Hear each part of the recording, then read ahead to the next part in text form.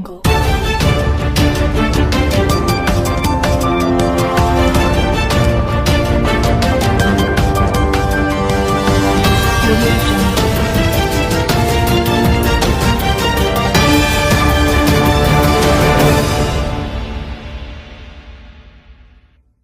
ನಮಸ್ಕಾರ. ಹೊನ್ನಕಿರಣ ನ್ಯೂಸ್ ಚಾನೆಲ್ಗೆ ಸ್ವಾಗತ.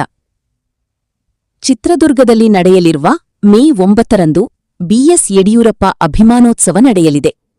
ವಿಜಯಪುರ ಜಿಲ್ಲೆಯಿಂದ 18ರಿಂದ 20 ಸಾವಿರ ಅಭಿಮಾನಿಗಳು ಭಾಗವಹಿಸಲಿದ್ದಾರೆ ಎಂದು ಮಾಜಿ ಶಾಸಕ ಪಿ. ರಾಜೀವ್ ಪತ್ರಿಕಾಗೋಷ್ಠಿಯಲ್ಲಿ ಹೇಳಿದರು.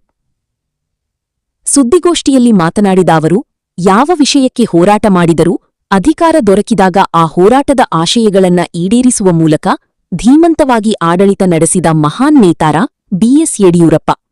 ಅವರು ನಾಡು ಕಂಡ ಶ್ರೇಷ್ಠ ಹೋರಾಟಗಾರ. ಹೀಗಾಗಿ ಅವರನ್ನ ಹೃದಯಸ್ಪರ್ಶಿಯಾಗಿ ಅಭಿನಂದಿಸುವ ದೃಷ್ಟಿಯಿಂದ ಅಭಿಮಾನಿಗಳೆಲ್ಲರೂ ಸೇರಿ ಬಿಎಸ್ ಯಡಿಯೂರಪ್ಪ ಅವರ ಅಭಿಮಾನೋತ್ಸವ ಹೆಸರಿನಲ್ಲಿ ಚಿತ್ರದುರ್ಗದಲ್ಲಿ ಅರ್ಥಪೂರ್ಣ ಕಾರ್ಯಕ್ರಮ ಸಂಘಟಿಸಲಾಗುತ್ತಿದೆ ಎಂದು ಮಾತನಾಡಿದರು. ವಿಜಯಪುರ ಜಿಲ್ಲೆಯಿಂದಲೂ ಸಹ ಹೆಚ್ಚಿನ ಸಂಖ್ಯೆಯಲ್ಲಿ ಅಭಿಮಾನಿಗಳು ಪಾಲ್ಗೊಂಡು ಕಾರ್ಯಕ್ರಮಕ್ಕೆ ಸಾಕ್ಷಿಯಾಗಬೇಕು. ಈ ಹಿನ್ನೆಲೆಯಲ್ಲಿ ಎಲ್ಲ ಮತಕ್ಷೇತ್ರಗಳ ಪ್ರಮುಖರ ಸಭೆ ನಡೆಸಲಾಗಿದ್ದು, ವಿಜಯಪುರ ಜಿಲ್ಲೆಯಿಂದ 20 ಸಾವಿರ ಅಭಿಮಾನಿಗಳು ಪಾಲ್ಗೊಳ್ಳಲಿದ್ದಾರೆ ಎಂದು ರಾಜೀವ ತಿಳಿಸಿದರು. ಸಂದರ್ಭದಲ್ಲಿ ಮಾಜಿ ಶಾಸಕರಾದ ಸಂಜೀಯ ಪಾಟೀಲ, ರಮೇಶ ಭೂಸನೂರ, ಮುಖಂಡರಾದ ಗುರುಲಿಂಗಪ್ಪ ಅಂಗಡಿ, ಉಮೇಶ ಕಾರಜೋಳ, ಕಾಸುಗೌಡ ಬಿರಾದಾರ ಮೊದಲಾದವರು ಪತ್ರಿಕಾಗೋಷ್ಠಿಯಲ್ಲಿ ಉಪಸ್ಥಿತರಿದ್ದರು. ಲೈಕ್ ಮಾಡಿ, ಶೇರ್ ಮಾಡಿ, ಸಬ್ಸ್ಕ್ರೈಬ್ ಮಾಡೋದನ್ನ ಮರಿಬೇಡಿ. ನೋಡ್ತಾ ಇರಿ ಹೊನ್ನಕಿರಣ ನ್ಯೂಸ್ ಕರ್ನಾಟಕ. ನಮಸ್ಕಾರ. ಒಬ್ಬ ವ್ಯಕ್ತಿ ಸಾಮಾಜಿಕ ಸೇವೆಯಲ್ಲಿ, ಜನಪರ ಹೋರಾಟದಲ್ಲಿ ಅರ್ಧ ಶತಮಾನಗಳವರೆಗೆ ತನ್ನನ್ನು ತಾನು ತೊಡಗಿಸಿಕೊಂಡಿರುವ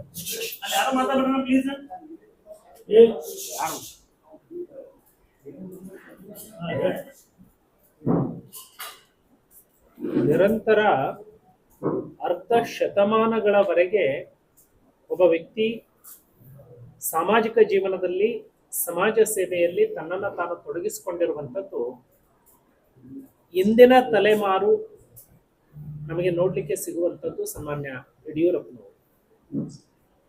ಸನ್ಮಾನ್ಯ ಯಡಿಯೂರಪ್ಪನವರು ಹೋರಾಟದಿಂದ ತಮ್ಮ ಸಾಮಾಜಿಕ ಜೀವನವನ್ನು ಪ್ರಾರಂಭ ಮಾಡಿದರು. ಅಧಿಕಾರ ಸಿಕ್ಕಾಗ ಯಾವ ವಿಷಯಕ್ಕೆ ಹೋರಾಟವನ್ನ ಮಾಡಿದ್ರೋ ಅದನ್ನ ಆಚರಣೆಗೆ ತಂದ್ರು, ಅನುಷ್ಠಾನಕ್ಕೆ ತಂದ್ರು. ಹಾಗಾಗಿ ಸನ್ಮಾನ್ಯ ಯಡಿಯೂರಪ್ಪನವರು ಕರ್ನಾಟಕ ರಾಜ್ಯ ಈ ಶತಮಾನದಲ್ಲಿ ಕಂಡಂತಹ ಧೀಮಂತ ಹೋರಾಟಗಾರ. ಅವರನ್ನ ಅಭಿನಂದಿಸಬೇಕು ಅಂತ ಹೇಳಿ ಇಡೀ ರಾಜ್ಯದ ಯಡಿಯೂರಪ್ಪನವರ ಅಭಿಮಾನಿಗಳು BSY ಅಭಿಮಾನೋತ್ಸವ ಅನ್ನುವಂತಹ ಕಾರ್ಯಕ್ರಮವನ್ನ ಇದೇ 9ನೇ ತಾರೀಕು ಚಿತ್ರದುರ್ಗದಲ್ಲಿ, ಮೇ 9ನೇ ತಾರೀಕು ಚಿತ್ರದುರ್ಗದಲ್ಲಿ ಆಯೋಜನೆಯನ್ನ ಮಾಡಲಾಗಿದೆ. ಈ ಕಾರ್ಯಕ್ರಮಕ್ಕೆ ಕರ್ನಾಟಕ ರಾಜ್ಯದ ಎಲ್ಲ ಗ್ರಾಮಗಳಿಂದ ಯಡಿಯೂರಪ್ಪನವರ ಅಭಿಮಾನಿಗಳು ಲಕ್ಷ ಲಕ್ಷ ಸಂಖ್ಯೆಯಲ್ಲಿ ಭಾಗವಹಿಸ್ತಾ ಇದ್ದಾರೆ. ಅದಕ್ಕೆ ಮಾಧ್ಯಮದ ಮೂಲಕ ವಿಜಯಪುರ ಜಿಲ್ಲೆಯ ಎಲ್ಲ ಯಡಿಯೂರಪ್ಪ ಅಭಿಮಾನಿಗಳಿಗೆ, ತಾಯಂದಿರಿಗೆ, ಯುವಕರಿಗೆ, ರೈತರಿಗೆ, ದಲಿತರಿಗೆ ಕರೆಯನ್ನ ಕೊಡ್ತಾ ಇದ್ದೇವೆ. ತಾವೆಲ್ಲರೂ ಕೂಡ ಆ ಐತಿಹಾಸಿಕವಾದಂತಹ ಕಾರ್ಯಕ್ರಮದಲ್ಲಿ ಭಾಗವಹಿಸಬೇಕು.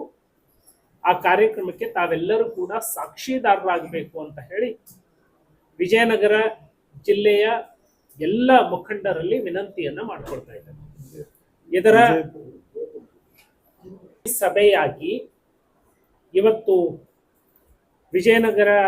ವಿಜಯಪುರ ಜಿಲ್ಲೆಯ ಎಲ್ಲ ಮತಕ್ಷೇತ್ರಗಳಿಂದ ಎಲ್ಲ ಆ ಮತಕ್ಷೇತ್ರದ ಪ್ರಮುಖರು, ಮಾಜಿ ಶಾಸಕರು, ಮಾಜಿ ಸಚಿವರು ನಾವೆಲ್ಲರೂ ಸೇರಿ ಇವತ್ತು ತೀರ್ಮಾನವನ್ನ ಮಾಡಿ ಒಂದು ಪೂರ್ವಭಾವಿ ಸಭೆಯನ್ನ ಮಾಡಿದ್ದೇವೆ.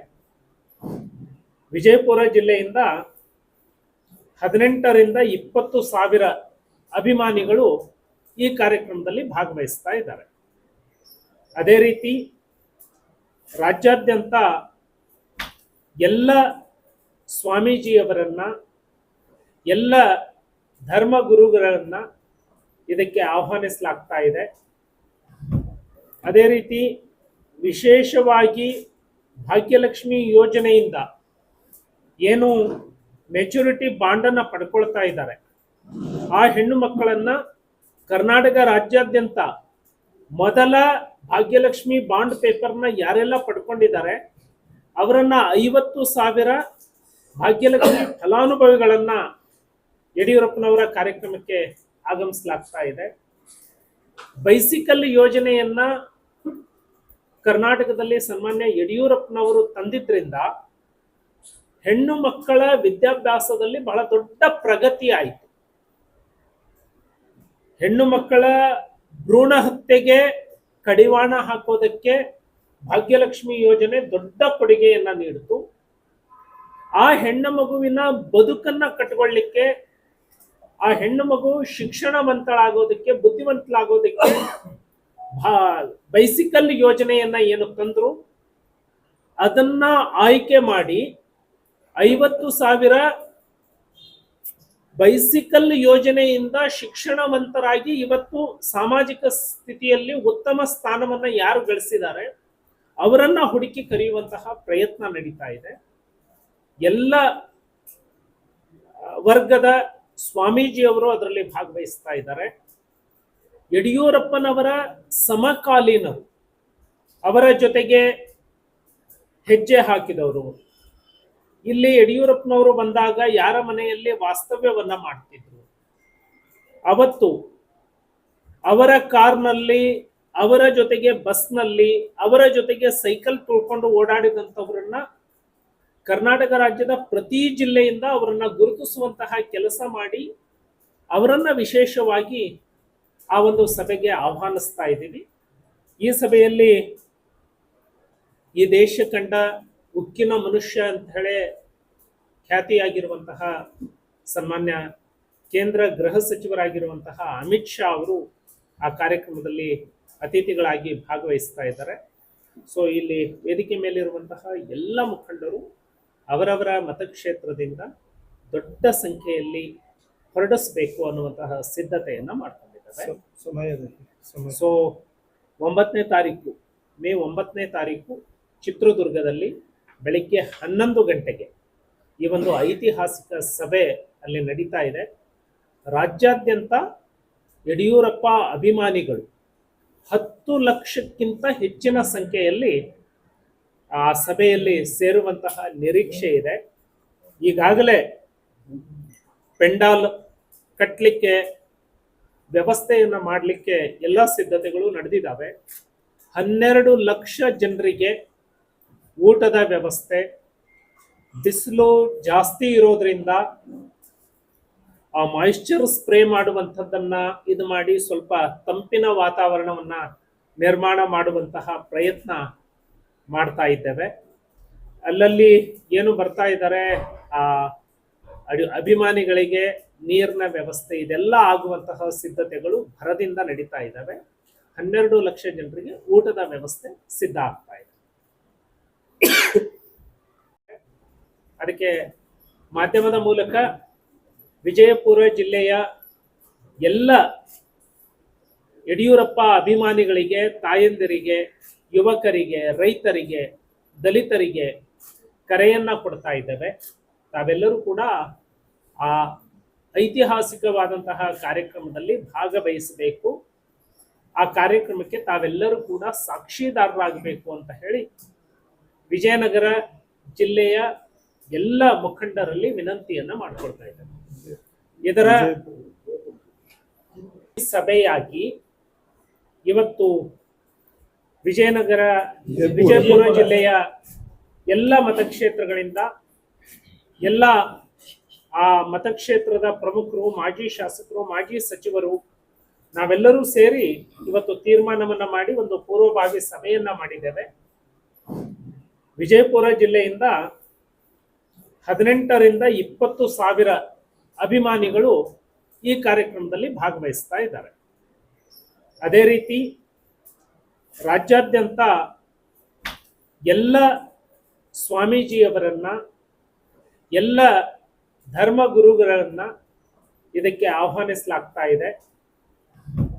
ಅದೇ ರೀತಿ ವಿಶೇಷವಾಗಿ ಭಾಗ್ಯಲಕ್ಷ್ಮಿ ಯೋಜನೆಯಿಂದ ಏನು ಮೆಚುರಿಟಿ ಬಾಂಡನ್ನು ಪಡ್ಕೊಳ್ತಾ ಇದ್ದಾರೆ, ಆ ಹೆಣ್ಣು ಮಕ್ಕಳನ್ನ ಕರ್ನಾಟಕ ರಾಜ್ಯಾದ್ಯಂತ ಮೊದಲ ಭಾಗ್ಯಲಕ್ಷ್ಮಿ ಬಾಂಡ್ ಪೇಪರ್ನ ಯಾರೆಲ್ಲ ಪಡ್ಕೊಂಡಿದ್ದಾರೆ ಅವರನ್ನ 50,000 ಭಾಗ್ಯಲಕ್ಷ್ಮಿ ಫಲಾನುಭವಿಗಳನ್ನ ಯಡಿಯೂರಪ್ಪನವರ ಕಾರ್ಯಕ್ರಮಕ್ಕೆ ಆಗಮಿಸಲಾಗ್ತಾ ಇದೆ. ಬೈಸಿಕಲ್ ಯೋಜನೆಯನ್ನ ಕರ್ನಾಟಕದಲ್ಲಿ ಸನ್ಮಾನ್ಯ ಯಡಿಯೂರಪ್ಪನವರು ತಂದಿದ್ರಿಂದ ಹೆಣ್ಣು ಮಕ್ಕಳ ವಿದ್ಯಾಭ್ಯಾಸದಲ್ಲಿ ಬಹಳ ದೊಡ್ಡ ಪ್ರಗತಿ ಆಯಿತು. ಹೆಣ್ಣು ಮಕ್ಕಳ ಭ್ರೂಣ ಹತ್ಯೆಗೆ ಕಡಿವಾಣ ಹಾಕೋದಕ್ಕೆ ಭಾಗ್ಯಲಕ್ಷ್ಮಿ ಯೋಜನೆ ದೊಡ್ಡ ಕೊಡುಗೆಯನ್ನ ನೀಡಿತು. ಆ ಹೆಣ್ಣು ಮಗುವಿನ ಬದುಕನ್ನ ಕಟ್ಕೊಳ್ಳಿಕ್ಕೆ, ಆ ಹೆಣ್ಣು ಮಗು ಶಿಕ್ಷಣವಂತಳಾಗೋದಕ್ಕೆ, ಬುದ್ಧಿವಂತಳಾಗೋದಕ್ಕೆ ಬೈಸಿಕಲ್ ಯೋಜನೆಯನ್ನ ಏನು ತಂದ್ರು ಅದನ್ನ ಆಯ್ಕೆ ಮಾಡಿ 50,000 ಬೈಸಿಕಲ್ ಯೋಜನೆಯಿಂದ ಶಿಕ್ಷಣವಂತರಾಗಿ ಇವತ್ತು ಸಾಮಾಜಿಕ ಸ್ಥಿತಿಯಲ್ಲಿ ಉತ್ತಮ ಸ್ಥಾನವನ್ನ ಯಾರು ಗಳಿಸಿದ್ದಾರೆ ಅವರನ್ನ ಹುಡುಕಿ ಕರೆಯುವಂತಹ ಪ್ರಯತ್ನ ನಡೀತಾ ಇದೆ. ಎಲ್ಲ ವರ್ಗದ ಸ್ವಾಮೀಜಿಯವರು ಅದರಲ್ಲಿ ಭಾಗವಹಿಸ್ತಾ ಇದ್ದಾರೆ. ಯಡಿಯೂರಪ್ಪನವರ ಸಮಕಾಲೀನರು, ಅವರ ಜೊತೆಗೆ ಹೆಜ್ಜೆ ಹಾಕಿದವರು. ಇಲ್ಲಿ ಯಡಿಯೂರಪ್ಪನವರು ಬಂದಾಗ ಯಾರ ಮನೆಯಲ್ಲಿ ವಾಸ್ತವ್ಯವನ್ನ ಮಾಡ್ತಿದ್ರು, ಅವತ್ತು ಅವರ ಕಾರ್ನಲ್ಲಿ, ಅವರ ಜೊತೆಗೆ ಬಸ್ನಲ್ಲಿ, ಅವರ ಜೊತೆಗೆ ಸೈಕಲ್ ತುಳ್ಕೊಂಡು ಓಡಾಡಿದಂಥವ್ರನ್ನ ಕರ್ನಾಟಕ ರಾಜ್ಯದ ಪ್ರತಿ ಜಿಲ್ಲೆಯಿಂದ ಅವರನ್ನ ಗುರುತಿಸುವಂತಹ ಕೆಲಸ ಮಾಡಿ ಅವರನ್ನ ವಿಶೇಷವಾಗಿ ಆ ಒಂದು ಸಭೆಗೆ ಆಹ್ವಾನಿಸ್ತಾ ಇದ್ದೀವಿ. ಈ ಸಭೆಯಲ್ಲಿ ಈ ದೇಶ ಕಂಡ ಉಕ್ಕಿನ ಮನುಷ್ಯ ಅಂತ ಹೇಳಿ ಖ್ಯಾತಿಯಾಗಿರುವಂತಹ ಸನ್ಮಾನ್ಯ ಕೇಂದ್ರ ಗೃಹ ಸಚಿವರಾಗಿರುವಂತಹ ಅಮಿತ್ ಶಾ ಅವರು ಆ ಕಾರ್ಯಕ್ರಮದಲ್ಲಿ ಅತಿಥಿಗಳಾಗಿ ಭಾಗವಹಿಸ್ತಾ ಇದ್ದಾರೆ. ಸೊ ಇಲ್ಲಿ ವೇದಿಕೆ ಮೇಲಿರುವಂತಹ ಎಲ್ಲ ಮುಖಂಡರು ಅವರವರ ಮತಕ್ಷೇತ್ರದಿಂದ ದೊಡ್ಡ ಸಂಖ್ಯೆಯಲ್ಲಿ ಹೊರಡಿಸಬೇಕು ಅನ್ನುವಂತಹ ಸಿದ್ಧತೆಯನ್ನ ಮಾಡ್ಕೊಂಡಿದ್ದಾರೆ.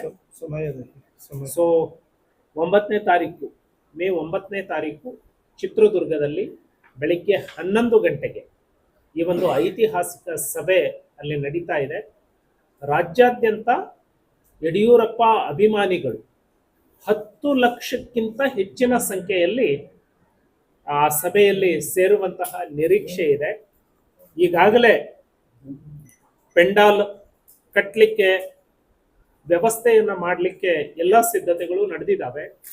12 ಲಕ್ಷ ಜನರಿಗೆ ಊಟದ ವ್ಯವಸ್ಥೆ, ಬಿಸಿಲು ಜಾಸ್ತಿ ಇರೋದ್ರಿಂದ ಆ ಮಾಯಿಶ್ಚರ್ ಸ್ಪ್ರೇ ಮಾಡುವಂಥದ್ದನ್ನ ಇದು ಮಾಡಿ ಸ್ವಲ್ಪ ತಂಪಿನ ವಾತಾವರಣವನ್ನ ನಿರ್ಮಾಣ ಮಾಡುವಂತಹ ಪ್ರಯತ್ನ ಮಾಡ್ತಾ ಇದ್ದೇವೆ. ಅಲ್ಲಲ್ಲಿ ಏನು ಬರ್ತಾ ಇದ್ದಾರೆ, ಆ ಅಭಿಮಾನಿಗಳಿಗೆ ನೀರಿನ ವ್ಯವಸ್ಥೆ, ಇದೆಲ್ಲ ಆಗುವಂತಹ ಸಿದ್ಧತೆಗಳು ಭರದಿಂದ ನಡೀತಾ ಇದ್ದಾವೆ. 12 ಲಕ್ಷ ಜನರಿಗೆ ಊಟದ ವ್ಯವಸ್ಥೆ ಸಿದ್ಧ ಆಗ್ತಾ ಇದೆ. ಭೀಷ್ಮ ಅಂತಾನೆ ನಾವೆಲ್ಲ ಭಾರತೀಯ ಜನತಾ ಪಕ್ಷದ ಕಾರ್ಯಕರ್ತರು ಅಭಿಮಾನದಿಂದ ಹೇಳ್ತಾರೆ. ಯಡಿಯೂರಪ್ಪನವರು ಒಂದು ಕಡೆ ಭಾರತೀಯ ಜನತಾ ಪಕ್ಷದ ಆಧಾರ ಸ್ತಂಭವಾಗಿ ಕೆಲಸ ಮಾಡಿರ್ತಕ್ಕಂಥವ್ರು. ಅವರಿಲ್ಲದೆ ಭಾರತೀಯ ಜನತಾ ಪಕ್ಷ ಇಲ್ಲ ಅನ್ನುವ ರೀತಿಯಲ್ಲಿ 40 ವರ್ಷಗಳ ಕಾಲ ಹೋರಾಟ ಮಾಡಿ ಪಕ್ಷವನ್ನು ಕಟ್ಟಿದ್ದಾರೆ. ಹೀಗಾಗಿ ಪ್ರತಿಯೊಬ್ಬ ಭಾರತೀಯ ಜನತಾ ಪಕ್ಷದ ಕಾರ್ಯಕರ್ತ ಮತ್ತು ಭಾರತೀಯ ಜನತಾ ಪಕ್ಷದ ಪದಾಧಿಕಾರಿಗಳು, ಭಾರತೀಯ ಜನತಾ ಪಕ್ಷದಲ್ಲಿ ಈ ಹಿಂದೆ ಕಾರ್ಯಕರ್ತರಾಗಿ ಪದಾಧಿಕಾರಿಗಳು ಕೆಲಸ ಮಾಡಿದಂಥದ್ದೆಲ್ಲರೂ ಕೂಡ ಈ ಕಾರ್ಯಕ್ರಮದಲ್ಲಿ ಅಭಿಮಾನದಿಂದ ಭಾಗವಹಿಸ್ತಾ ಇದ್ದಾರೆ. ಈಗಾಗಲೇ ನಮ್ಮ ಜಿಲ್ಲೆಯಿಂದ ಸುಮಾರು 15-20 ಸಾವಿರಕ್ಕಿಂತ ಹೆಚ್ಚು ಸಂಖ್ಯೆಯಲ್ಲಿ ಭಾಗವಹಿಸಬಹುದು ಅನ್ನೋಂಥ ಒಂದು ನಿರೀಕ್ಷೆ ಇದೆ. ನಾವೆಲ್ಲರೂ ಕೂಡ ಆ ದಿಸೆಯಲ್ಲಿ 8 ವಿಧಾನಸಭಾ ಕ್ಷೇತ್ರಗಳಲ್ಲಿ ಇವತ್ತು ನಮ್ಮ ಪದಾಧಿಕಾರಿಗಳ ಜೊತೆಯಲ್ಲಿ ನಾವು ಹಗಲು ಕೆಲಸ ಮಾಡ್ತಾ ಇದ್ದೇವೆ. ಯಡಿಯೂರಪ್ಪನವರು ಅಜಾತ ಶತ್ರು, ಎಲ್ಲ ಸಮುದಾಯಗಳನ್ನ ಮತ್ತು ಎಲ್ಲ ಪಕ್ಷದವ್ರನ್ನ, ಅವರ ಅಧಿಕಾರದಲ್ಲಿದ್ದಂಥ ಸಂದರ್ಭದಲ್ಲಿ ಎಲ್ಲ ಧರ್ಮದವ್ರನ್ನ ಪ್ರೀತಿಯಿಂದ ಕಂಡಂಥವ್ರು.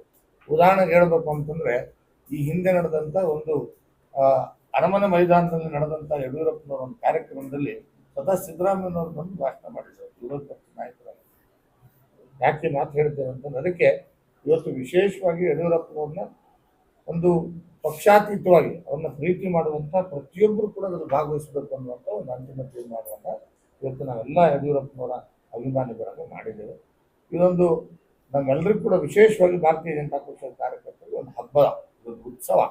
ಈ ಒಂದು ಉತ್ಸವದಲ್ಲಿ ನಾವೆಲ್ಲರೂ ಕೂಡ ಭಾಗವಹಿಸಬೇಕು ಅಂತಕ್ಕಂಥದ್ದು ನಮ್ಮ ನಾಯಕರ ಕರೆಯಾಗಿದೆ. ಜೊತೆಗೆ ನಾವೆಲ್ಲರೂ ಕೂಡ ನಮ್ಮ ಜಿಲ್ಲೆಯ ಎಲ್ಲರಿಗೂ ನಾವು ವಿನಂತಿ ಮಾಡ್ತೇವೆ, ಅತಿ ಹೆಚ್ಚಿನ ಸಂಖ್ಯೆಯಲ್ಲಿ ನಾವೆಲ್ಲರೂ ಕೂಡ ಭಾಗವಹಿಸಬೇಕು ಅಂತಕ್ಕಂಥದ್ದನ್ನು ಇಲ್ಲಿ ಹೇಳಲಿಕ್ಕೆ ಬಯಸ್ತೇನೆ. ವಿಶೇಷವಾಗಿ ರೈತರಿಗೆ ಯಡಿಯೂರಪ್ಪನ ಕೊಟ್ಟಂಥ ಕೊಡುಗೆ ಅಪಾರ. ಇಡೀ ದೇಶದಲ್ಲಿ ಪ್ರತ್ಯೇಕ ರೈತರ ಬಜೆಟನ್ನು ಮಂಡನೆ ಮಾಡಿದಂಥ ಮುಖ್ಯಮಂತ್ರಿ ಯಾರು ಅಂತಂದರೆ ಅದು ಯಡಿಯೂರಪ್ಪನವರು. ಮತ್ತು ರೈತರಿಗೆ ಕೊಟ್ಟಿರ್ತಕ್ಕಂಥ ಕೊಡುಗೆ ಬಹುಶಃ ಯಾವ ಸರ್ಕಾರಗಳು ಹಿಂದೆ ಕೊಡದೇ ಇರುವಂಥ ಕೊಡುಗೆಯನ್ನು ಕೊಡ್ತಾರೆ. ಉದಾಹರಣೆಗೆ ಉಚಿತ ವಿದ್ಯುತ್ ಕೊಡ್ತಕ್ಕಂಥದ್ದು ಇರ್ಬೋದು, ಮತ್ತು 4,000 ರೂಪಾಯಿಗಳನ್ನು ಪ್ರತಿಯೊಬ್ಬರು ನೇರವಾಗಿ ಅವ್ರ ಅಕೌಂಟ್ಗೆ ಹಾಕ್ತಕ್ಕಂಥದ್ದು ಇರ್ಬೋದು. ಅನೇಕ ಈ ರೀತಿಯಾದಂಥ 10 ಹಲವಾರು ಯೋಜನೆಗಳು ರೈತರಿಗೋಸ್ಕರ ಕೊಟ್ಟಿದ್ದಾರೆ. ಹೀಗಾಗಿ ರೈತ ಸಮುದಾಯ ಅತಿ ಹೆಚ್ಚಿನ ಸಂಖ್ಯೆಯಲ್ಲಿ ಕಾರ್ಯಕ್ರಮದಲ್ಲಿ ಭಾಗವಹಿಸಬೇಕು ಅಂತ ಕರೆಯನ್ನು ಈ ಸಂದರ್ಭದಲ್ಲಿ ಬಯಸ್ತೇನೆ. में अगर एक डिस्ट्रिक्ट से कितना व्हीकल जा रहा है, उस व्हीकल में वैद्यकीय प्रकोष्ठ डॉक्टर्स सेल हमेशा उस बीच में उनका एक व्हीकल रहेगी. हर डिस्ट्रिक्ट में डॉक्टर्स सेल्स एक्टिवली इन्वॉल्व हो जाएगा और उधर एम्बुलेंस का व्यवस्था है. उधर state level doctors 100 doctors voluntarily उधर आके काम करते हैं.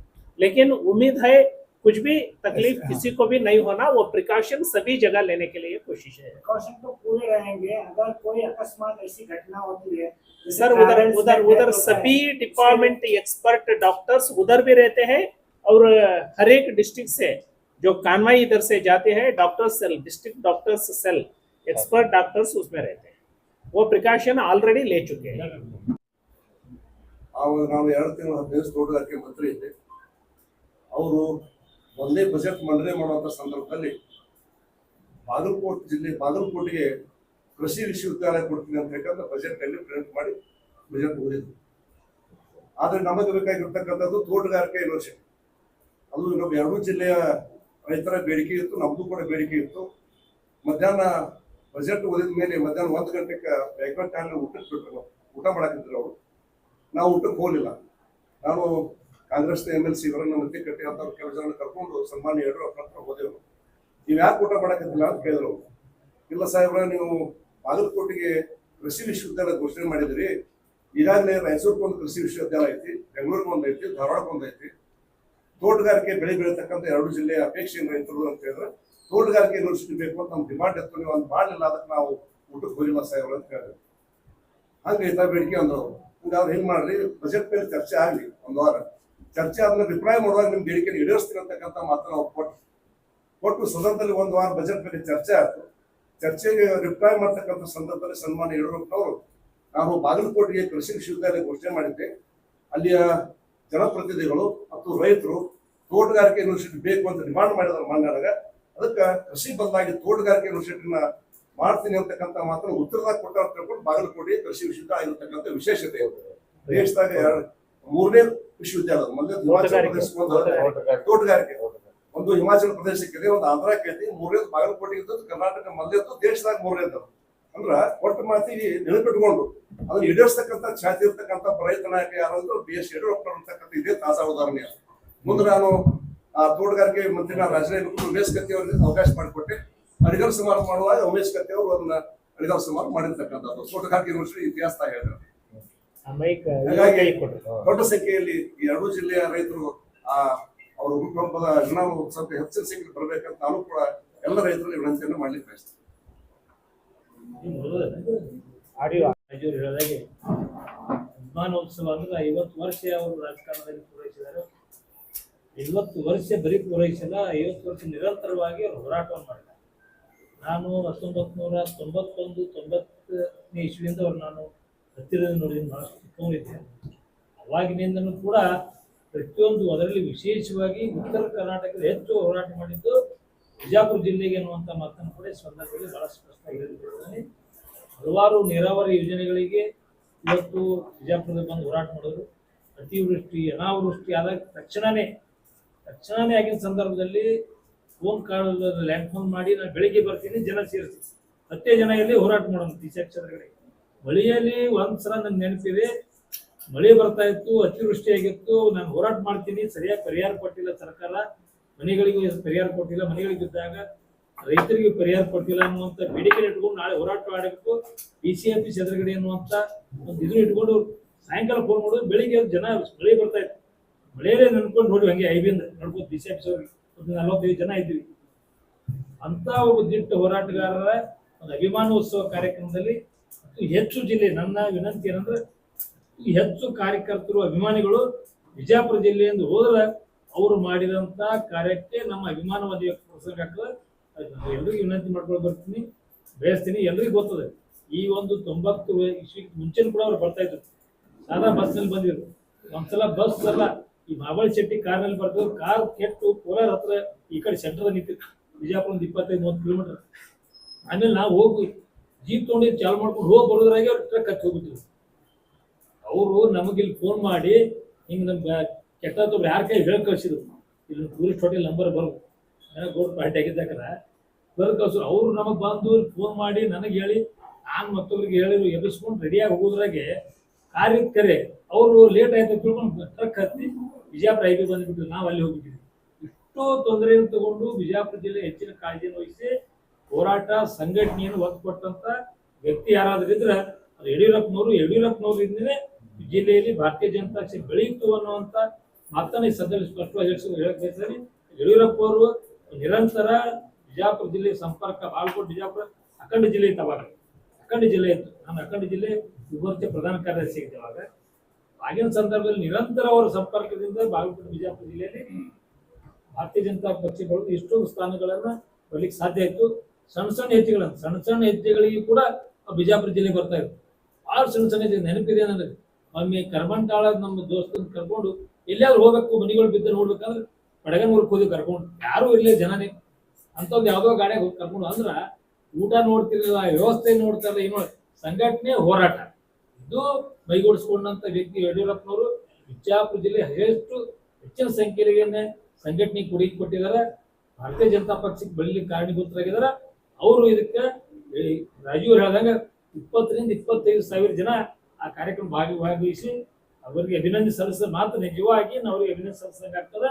ಇವರು ನಮ್ಮಲ್ಲಿ ಭಾರತೀಯ ಜನತಾ ಪಕ್ಷ ಕೊಡುಗೆ ಕೊಟ್ಟರು ಬಿಜಾಪುರ ಜಿಲ್ಲೆ, ಬಾಗಲಕೋಟೆ ಜಿಲ್ಲೆಗೆ, ಇದು ಋಣ ನಾವು ತೀರಿಸಲೇಬೇಕು. ಈ ಕಾರ್ಯಕ್ರಮ ಹೋಗಿ ಅಭಿನಂದನೆ ಸಲ್ಲಿಸೋದು ಸಾರ್ಥಕ ಆಗ್ತದೆ. ನಾನು ಎಲ್ಲರಿಗೆ ವಿನಂತಿ ಮಾಡ್ಕೊಂಡು ಹೇಳಕ್ ಬಯಸ್ತೀನಿ, ಸ್ವಯಂ ಪ್ರೇರಿತವಾಗಿ ಯಾರು ಗಾಡಿ ಮಾಡಂಗಿಲ್ಲ, ದುಡ್ಡು ಕೊಡಂಗಿಲ್ಲ, ಏನೂ ಇಲ್ಲ. ಈ ಜಿಲ್ಲೆಗೆ ಇವತ್ತು ಸ್ವಯಂ ಪ್ರೇರಿತವಾಗಿ ಬಹಳಷ್ಟು ಜನ ಬರಕ್ ಸಿದ್ಧತೆ ಮಾಡ್ಕೊಳ್ತಾರೆ.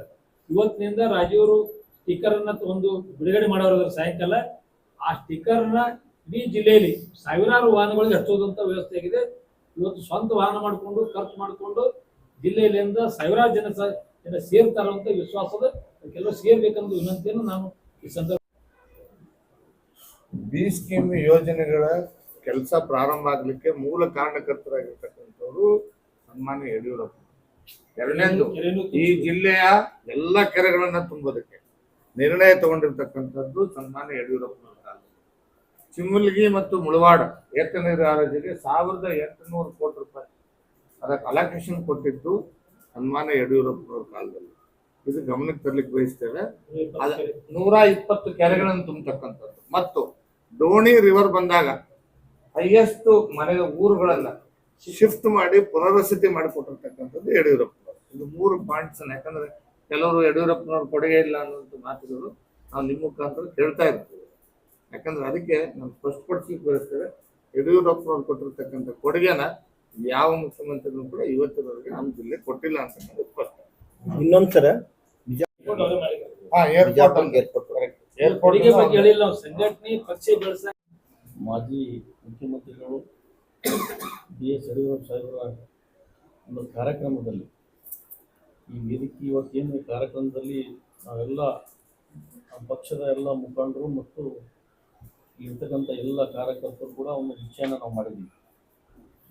ಭಾರತೀಯ ಜನತಾ ಪಕ್ಷ ಕಟ್ಟಿ ಬೆಳೆಸಿ ಇವತ್ತು ತಾವು ಹೋರಾಟವನ್ನು ಮಾಡಿ ಆಟೋ ರಿಕ್ಷಾದಲ್ಲಿ ಟಾಂಗಾದಲ್ಲಿ ಕುತ್ಕೊಂಡು ಇವತ್ತು ಪಕ್ಷವನ್ನು ಕಟ್ಟಿ ಬೆಳೆಸ್ತಕ್ಕಂಥ ಇವತ್ತು ಒಬ್ಬ ಧೀಮಂತ ನಾಯಕನ ಒಂದು ಕಾರ್ಯಕ್ರಮದಲ್ಲಿ ನಾವು ಬೇರೆ ಬೇರೆ ಪಕ್ಷದಲ್ಲಿದ್ದರೂ ಕೂಡ ಇವತ್ತು ನಮ್ಮನ್ನು ಕೂಡ ಒಬ್ಬ ಒಳ್ಳೆ ಕಾರ್ಯಕರ್ತರನ್ನ ಗುರುತಿಸತಕ್ಕಂಥ ಒಂದು ಶಕ್ತಿ ಅದು ಯಾರ ಬಳಿ ಇದ್ರೂ ಕೂಡ ಅದು ಸನ್ಮಾನ್ಯ BS ಯಡಿಯೂರಪ್ಪ ಸಾಹೇಬರಲ್ಲಿದೆ. ಆದರೆ ಅವರು ನಿಮ್ಗೆ ಒಂದು ವಿಷಯ ನಾನು ಹೇಳಿಕ್ಕೆ ಬಯಸ್ತೇನೆ, ಯಾರು ಕೊಟ್ಟು ಮಾತಿನಂತೆ ನಡೀತಕ್ಕಂಥ ಧೀಮಂತ ನಾಯಕ ಇಡೀ ರಾಜ್ಯದಲ್ಲಿ ಯಾರಾದ್ರೂ ಇದ್ರೆ ಅದು ಮೊದಲೇದು BS ಯಡಿಯೂರಪ್ಪ ಸಾಹೇಬರು ಅಂತಕ್ಕಂಥದ್ದು ಭಾಳ ಹೆಮ್ಮೆಯಿಂದ ಹೇಳಬೇಕಾಗ್ತದೆ. ನಿಮ್ಗೆ ಗೊತ್ತಿರಲಿ, ನಾನು ಕಳೆದ 2023 ಚುನಾವಣೆಯಲ್ಲಿ ಅವರು ನನ್ನ ಕ್ಷೇತ್ರಕ್ಕೆ ಯಾರೂ ಬಂದಿರಲಿಲ್ಲ. ಆದರೆ ನಮ್ಮ ಯಡಿಯೂರಪ್ಪ ಸಾಹೇಬ್ರನ್ನ ಇದಕ್ಕೆ ಯಾವುದು ಜಮಖಂಡಿಗೆ ಪ್ರಚಾರಕ್ಕೆ ಬಂದಿದ್ರು. ಎಷ್ಟು ಒಂದು ಶಕ್ತಿ ಆ ವ್ಯಕ್ತಿ ಬಳಿ ಅದ ಅಂತಂದ್ರೆ, ಅವರು ನಾನು ಏನೋ ಇಲ್ಲೇ ನನ್ನ ಕ್ಷೇತ್ರದಲ್ಲಿ ಅರ್ಜುನಿಗೆಯಲ್ಲಿ ಹೆಲಿಪ್ಯಾಡ್ ಮಾಡಿದರು. ಆ ಹೆಲಿಪ್ಯಾಡ್ ಮಾಡಿದಾಗ ನಾನು ಅಲ್ಲಿ ಹೋದೆ. ಅದು ಸ್ವಲ್ಪ ನಾನು ಹೋಗ 5 ನಿಮಿಷ ಲೇಟ್ ಆಗಿತ್ತು. ಹೋದಾಗ ನಾನು ಗಾಡಿಯಲ್ಲಿ ಇಳಿದೆ, ಹೆಲಿಕಾಪ್ಟರ್ ಟೇಕಪ್ ಆಯ್ತು.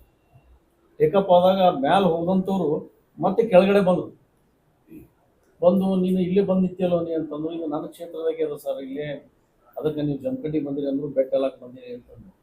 ಅಷ್ಟೊಂದು ಹೆಲಿಕಾಪ್ಟರ್ ಟೇಕಪ್ ಆಗಿದ್ದನ್ನು ಕೆಳಗಿಳಿದು ನನ್ನ ಜೊತೆ ಮಾತನಾಡಿ ಇವತ್ತು ನನಗೂ ಕೂಡ ಗುರುತಿಸಿ ಈ ನನ್ನ ಬಬಲೇಶ್ವರ ವಿಧಾನಸಭಾ ಕ್ಷೇತ್ರದಲ್ಲಿ ನಾನು ಸತತವಾಗಿ ಸೋಲನ್ನು ಅನುಭವಿಸಿದ್ರು ಕೂಡ ನನ್ನನ್ನು ಕರೆಸಿ ಒಬ್ಬ ನಿಗಮದ ಅಧ್ಯಕ್ಷನ ಮಾಡಿ ಇವತ್ತು ರಾಜ್ಯಕ್ಕೆ ನನ್ನನ್ನು ಒಬ್ಬ ಒಳ್ಳೆ ಕಾರ್ಯಕರ್ತರನ್ನ ಗುರುತಿಸ್ತಕ್ಕಂಥ ಒಂದು ಶಕ್ತಿ ಯಾರ ಬಳಿ ಇದ್ರೆ ಅದು ಸನ್ಮಾನ್ಯ ಯಡಿಯೂರಪ್ಪ ಸಾಹೇಬ್ ಬಳಿ ಅದ.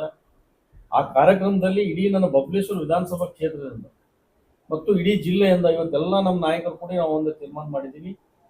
ಸ್ವಯಂ ಪ್ರೇರಣೆಯಿಂದ ತಮ್ಮ ಗಾಡಿಗಳನ್ನು ಸ್ಪೀಕರ್ಗಳನ್ನು ಹಚ್ಕೊಂಡು ವಿಶೇಷವಾಗಿ ನನ್ನ ಬಬಲೇಶ್ವರ ವಿಧಾನಸಭಾ ಕ್ಷೇತ್ರದಿಂದ ಕೂಡ ಅತಿ ಹೆಚ್ಚಿನ ಸಂಖ್ಯೆಯಲ್ಲಿ ತಾವು ಬರಬೇಕು, ಆ ಕಾರ್ಯಕ್ರಮ ಯಶಸ್ವಿ ಆಗಬೇಕು ಅಂತಕ್ಕಂಥ ಒಂದು ಹೃದಯಪೂರ್ವಕವಾಗಿ ತಮ್ಮೆಲ್ಲರಿಗೆ ನಾನು ವಿನಂತಿಯನ್ನು ಮಾಡ್ಕೋತೀನಿ. ಇವತ್ತು ಇಡೀ ಬಿಜಾಪುರ ಜಿಲ್ಲೆ, ಇವತ್ತು ಇಡೀ 8 ವಿಧಾನಸಭಾ ಕ್ಷೇತ್ರಗಳಿಗೆ ಮುಖ್ಯಮಂತ್ರಿ ಇದ್ದಾಗ ಈ ಎಲ್ಲ ಕ್ಷೇತ್ರದ ಶಾಸಕರಿಗೂ ಕೂಡ ಹೆಚ್ಚಿನ ಅನುದಾನ ಕೊಡ್ತಕ್ಕಂಥ ಒಬ್ಬ ಧೀಮಂತ ನಾಯಕ ಇವತ್ತು ಯಾರಾದ್ರೂ ಇದ್ರೆ BS ಯಡಿಯೂರಪ್ಪ ಸಾಹೇಬ್ ಅಂತಕ್ಕಂಥದ್ದು. ಇವತ್ತು ಏನು ನಮ್ಮ ಬಿಜಾಪುರ ಸಿಟಿ ಯಾರ್ಯಾರು ಏನೇನೋ ಹೇಳ್ತಾರೆ, ಇವತ್ತು ನಾನು ಸಿಂಗಾಪುರ ಮಾಡಿದೆ ಅಂತೇಳಿ, ಆ ಸಿಂಗಾಪುರ ಮಾಡಿದ್ದು ಈಗ ಹೇಳ್ತಕ್ಕಂಥವ್ರಲ್ಲ. ಸಿಂಗಾಪುರ ಮಾಡಿದವರು ಇವತ್ತು ನಮ್ಮ ಸರ್ಕಾರದಲ್ಲಿ ಇರ್ತಕ್ಕಂಥ ನಮ್ಮ ಮುಖ್ಯಮಂತ್ರಿಗಳು BS ಯಡಿಯೂರಪ್ಪನವರು, ಬೊಮ್ಮಾಯಿಯವರು ಸರ್ಕಾರದಲ್ಲಿ ಅತಿ ಹೆಚ್ಚು ಫಂಡ್ಗಳನ್ನು ಕೊಟ್ಟು ಇವತ್ತು ಬಿಜಾಪುರ ನಗರ ಇವತ್ತು ಅಭಿವೃದ್ಧಿ ಇವತ್ತು ಸಿಂಗಾಪುರ ಆಗಲಿಕ್ಕೆ ಕಾರಣೀಭೂತರಾದರೆ. ಹಿಂದೆ ಅಪ್ಪು ಪಟೇಲ್ ಶೆಟ್ಟಿ ಇದ್ದವರು ಕೂಡ ಅವರು ಶಾಸಕರಾದಾಗ ಕೂಡ ಅನೇಕ ಕೆಲಸಗಳನ್ನು ಮಾಡಿದ್ದಾರೆ. ಆ ದಿಶೆಯಲ್ಲಿ ಇವತ್ತೇನು ಬಿಜಾಪುರ ನಗರ ಇವತ್ತು ಏನು ಕಾಣ್ತೀವಿ ನಾವು ಅಭಿವೃದ್ಧಿಯನ್ನ, ಇದನ್ನ ಕೊಡುಗೆ ಯಾರಾದರೂ ಕೊಟ್ಟಿದ್ರೆ ಸನ್ಮಾನ್ಯ BS ಯಡಿಯೂರಪ್ಪ ಸಾಹೇಬ್ ಅಂತಕ್ಕಂಥದ್ದು. ಆ ದಿಶೆಯಲ್ಲಿ ಅತಿ ಹೆಚ್ಚಿನ ಸಂಖ್ಯೆಯಲ್ಲಿ 9ನೇ ತಾರೀಕಿನ ದಿವಸ ಬೆಳಗ್ಗೆ 11 ಗಂಟೆಗೆ ಬಹುಸಂಖ್ಯೆಯಲ್ಲಿ ಬಂದು ಆ ಕಾರ್ಯಕ್ರಮ ಯಶಸ್ವಿ ಮಾಡ್ಬೇಕಂತೇಳಿ ತಮ್ಮೆಲ್ಲರಿಗೂ ನಾನು ಕೈ ಮುಗಿದು ಪ್ರಾರ್ಥನೆಯನ್ನು ಮಾಡ್ಕೊಳ್ಳೋಕ್ಕೆ ಬಯಸ್ತೀನಿ. ಇನ್ನೊಂದು ಸನ್ಮಾನ್ಯ BS ಯಡಿಯೂರಪ್ಪನವ್ರ ಬಗ್ಗೆ ಹೇಳಬೇಕಂದ್ರೆ, ಸನ್ಮಾನ್ಯ ಕುಮಾರಸ್ವಾಮಿಯವರು ಅವರು 20 ತಿಂಗಳು ಒಂದು ಒಪ್ಪಂದದ ಮೇಲೆ ಸರ್ಕಾರ ಬಿದ್ದು ಹೋದಾಗ ಇಡೀ ಕರ್ನಾಟಕ ಜನತೆ ಸನ್ಮಾನ್ಯ ಯಡಿಯೂರಪ್ಪನವರು ಇದೇ ರಾಜ್ಯದ ಮತ್ತೊಮ್ಮೆ ಮುಖ್ಯಮಂತ್ರಿ ಆಗಬೇಕು ಎಂಬ ಉದ್ದೇಶದಿಂದ ನಮ್ಮ ವಿಜಯಪುರ ಜಿಲ್ಲೆಯಿಂದ 5 ಜನ ಶಾಸಕರನ್ನು ಕಳಿಸಿದಂತೆ ಭರವಸೆ ಯಾರಂದ್ರೆ ಸನ್ಮಾನ್ಯ ಯಡಿಯೂರಪ್ಪನಲ್ಲಿ ಇದ್ದಂಥ ಭರವಸೆ 5 ಜನ ಶಾಸಕರು ಹೋಗಿದ್ದವರು. ಅಂತ ಸನ್ಮಾನ್ಯ ಯಡಿಯೂರಪ್ಪನವರ ಒಂದು 50 ವರ್ಷದ ಜೀವನದ ಪ್ರಯಾಣ, ರಾಜಕೀಯ ಜೀವನದ ಪ್ರಯಾಣ ಇರಬಹುದು, ಇವತ್ತು ಬಹಳ ಅದ್ದೂರಿಯಿಂದ ಚಿತ್ರದುರ್ಗದಲ್ಲಿ ನಡೀತಾ ಇದೆ. ಅದಕ್ಕಾಗಿ ನಾವು ಸಿಂದಗಿ ಮತಕ್ಷೇತ್ರದಿಂದ ಹೆಚ್ಚಿನ ಸಂಖ್ಯೆಯಲ್ಲಿ ನಮ್ಮ ಕಾರ್ಯಕರ್ತರ ಜೊತೆಗೂಡಿ ಇವತ್ತು ಆ ಕಾರ್ಯಕ್ರಮದಲ್ಲಿ ಭಾಗವಹಿಸ್ತೀವಿ. ಅದಕ್ಕಾಗಿ ಇಂತಹ ಸಂದರ್ಭದಲ್ಲಿ ಆ ಕಾರ್ಯಕ್ರಮ ಯಶಸ್ವಿಯಾಗಿ ನಡೀಲಿ ಎಂಬ ಆಶಾಭಾವನದ ಮಾತುಗಳನ್ನು ನೀಡಿ ತಮ್ಮ ಮುಖಾಂತರ ನನ್ನ ಕಾರ್ಯಕರ್ತರಿಗೆ ಕರೆಯನ್ನು ಕೊಡ್ತೇನೆ. ಅವರೆಲ್ಲ ಆಹಾರ ಧಾನ್ಯ ಹಂಚಕತ್ತಿದ್ರು, ಕಾಂಗ್ರೆಸ್ ಪಕ್ಷದ ಹಂಚಕತ್ತಿದ್ರು, ಪತ್ರಾಂತರ ಹಂಚಕತ್ತಿದ್ರು. ನಾನು ಜಿಲ್ಲಾಧ್ಯಕ್ಷ ಕರ್ಕೊಂಡು ಹೋದಾಗ ಅವ್ರು ಕುರ್ಚಿಯಾಗಿ ಕೂತಿದ್ರು. ಅವರು ಕುಸ್ನೂರು ಅವರು ಸಾಹೇಬ್ರ ಪಕ್ಷದ ಗೊತ್ತಾಗಿಲ್ಲ, ಹೋಗಿ ಸೀದಾ ಇವ್ ಬಂದ್ ಕೂಡ ಎದ್ದಿದ್ರು. ಕುಸ್ನೂರು ಎದ್ದು ಕೂಡ ಸೀದಾ ಸಾಹೇಬ್ರಲ್ಲೇ ಕೂತ್ರು. ಎಲ್ಲರ ಬಗ್ಗೆನೂ ಗೊತ್ತ, ಅವಾಗ ಆಶ್ಚರ್ಯ ಆಯ್ತು. ಅಂದ್ಕೊಂಡು ಹಿಂಗ್ ಕಾಂಗ್ರೆಸ್ ಮಾಡಿ ಅವರು ನಮ್ಮವ್ರ ಕರ್ಕೊಂಡು ಅದೇ ಕುರ್ಚಿ ಕೂತಲ್ಲಿ ಆಹಾರ ಹೆಚ್ಚು ಬಂದೇವು. ಕುಸ್ನೂರು BJP ಬಂದಿದ್ರು ಗಂಟೆ ಸುಮ್ಮನೆ ಅಂದ್ರೆ ಆಪರೇಷನ್ ಕಮಲ ಅವತ್ತೇ ಆಗಿದೆ. ಯೋಜನೆಗಳನ್ನು ನೀಡಿದ್ದಾರೆ. ತಮ್ಮಲ್ಲಿ ಒಂದು ನೆನಪಿಸ್ತೀನಿ, ಪತ್ರಕರ್ತರು ದಿಲ್ಲಿಯಲ್ಲಿ ಹೋದಾರ, ಕನ್ನಡ ಪತ್ರಕರ್ತರು. ಒಂದಿನ ಯಡಿಯೂರಪ್ಪ ಅವರು ಮುಖ್ಯಮಂತ್ರಿ ಇದ್ದಾಗ ದಿಲ್ಲಿಯಲ್ಲಿ ಅವ್ರಿಗೆ ಊಟಕ್ಕೆ ಇರಾಕ ವ್ಯವಸ್ಥೆ ಸರಿಯಾಗಿ ಆಗ್ತಾ ಇಲ್ಲ, ಪುಟ್ಟಿ ಅದ ಇಲ್ಲೆಲ್ಲಾನು ಅಂತ ಹೇಳಿದಾಗ ಇಮಿಡಿಯೇಟ್ ಆಗಿ ಆಫೀಸರ್ ಕರೆದು ಅವ್ರಿಗೆ ವ್ಯವಸ್ಥೆ ಮಾಡ್ರಿ ಹೇಳಿದ್ರ, ಬರೋದಿಲ್ಲ ಇದ್ರೊಳಗ ಅಂತ ಹೇಳಿದ್ರ. ತಾವೇ ನೋಟ್ ಖುದ್ದಾಗಿ ಬರೋದು ಅವ್ರಿಗೆ ಫ್ರೀ ಊಟ ಇರಾಕ್ ವ್ಯವಸ್ಥೆಯನ್ನು ಮಾಡಿಕೊಟ್ಟದ ಏಕೈಕ ಮುಖ್ಯಮಂತ್ರಿ ನಮ್ಮ ರಾಜ್ಯದ. ಅದಕ್ಕೆ ಅದರ ಸಲುವಾಗಿ ತಾವು 9ನೇ ತಾರೀಕಿನ ಕಾರ್ಯಕ್ರಮ ಒಂದು ಇಲ್ಲಿ ಯಾರು ಬಂದಿಲ್ಲ ಅವ್ರಿಗೆ ತಿಳಿಸ್ರಿ, ಹೆಚ್ಚಿನ ಪ್ರಚಾರ ಕೊಡ್ರಿ ಅಂತ ತಮ್ಮಲ್ಲಿ ಎಲ್ಲರಿಗೂ ಕೇಳ್ಕೊತೀನಿ. ನಾಗಠಾಣದಿಂದನೂ ಹೆಚ್ಚಿನ ಸಂಖ್ಯೆಯಲ್ಲಿ ಬರ್ತಾರಂತ ಈ ಸಂದರ್ಭದಲ್ಲಿ ಹೇಳ್ತೀನಿ.